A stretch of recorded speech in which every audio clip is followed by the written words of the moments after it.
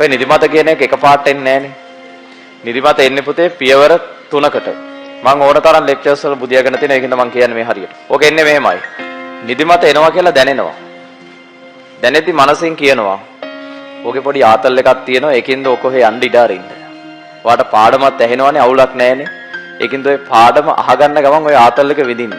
නිදිමත ආතල් එක. එතකොට අපි කරන්නේ මෙන්න මෙහෙම තියාගෙන බලන් ඉන්නවා. අපි අහගෙන ඉන්න බව පෙන්වන්න යනවා. කොහොම ඉන්නේ? නිදිමත එන පළවෙනි පියවරේදී මෙහෙම ඉන්නේ. ඊළඟට දෙවෙනි ස්ටෙප් එකට එද්දී නිදිමත දැන් වැඩි. දැන් මනසට නිදිමත පාලනය කරන්න බෑ. ඉස්සෙල්ලා මනසින්ම තමයි කිව්වේ ඔය ආතල් එක විඳින්න ඔයාට පාඩමත් ඇහෙනවනේ අවුලක් නැහැනේ කියලා. දැන් මනසට නිදිමත කන්ට්‍රෝල් නැහැ. ඒ කියන්නේ ඔයාට කන්ට්‍රෝල් නැහැ දැන්. දැන් ඔයා පියවන සංඛ්‍යාතේ එන්න අඩු කර යනවා. තුන්වෙනි පියවරේදී කඩ වැටෙනවා. නිදිමත කියන එක දෙවෙනි පියවරට ගියාට පස්සේ ආපස්සට ගන්න බෑ.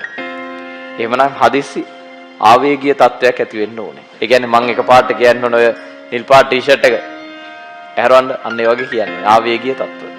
එහෙම වුණොත් තමයි නිදිමත නැතුව යන්නේ. නැතුව පළවෙනි පියවරෙන් එහාට ගියාට පස්සේ මම මෙතන ඉඳන් කිව්වට ළමයි නිදිමත නම් හොඳට දීර්ඝ හුස්මවල් ගන්න. ඒව හරියන්නේ නැහැ. ඒව හරි පළවෙනි පියවරේදී. වතුර ටිකක් බොන එක පළවෙනි පියවරේ හරි. හැබැයි එකෙන් පස්සේ නැවත ඕවා කරන්න බෑ. එකෙන් එහාට ගියාට පස්සේ අපිට නිදිමත කන්ට්‍රෝල් නැහැ.